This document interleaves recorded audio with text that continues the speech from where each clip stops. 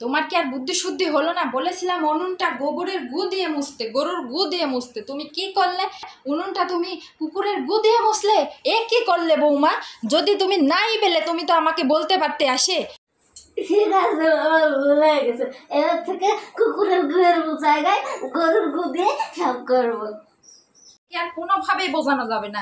একদিন হয়তো দেখা যাবে সে গরুর গুয়ের গোবর দিয়েই রান্না করে খাওয়াবে। হে ভগবান, এবার আমার খাওয়ার সঙ্গে বিষ মিশিয়ে যাবে, খেয়ে আমি মরি। আজকে রাতে বৌমা ভালোই রান্না করলো, কি জন্য যে করলো।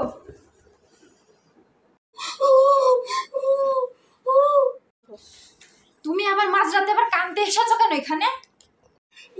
আজকে রাতে আপনি মরে যাবেন তো, তাই এখানে কাঁদতে এসেছি।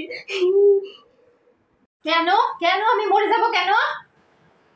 আপনি তো বলেছিলেন না ভাতে খাবারে বিষ মিশিয়ে দিয়ে ভগবান আমি মরি, তো আমি ভাত বেড়ে দিয়ে অনেকক্ষণ বসেছিলাম, কিন্তু ভগবান তো ভাতে বিষ মিশিয়ে দেয়নি, তাই আমি নিজেই ভাতের মধ্যে বিষ দিয়ে দিয়েছি। ও খুব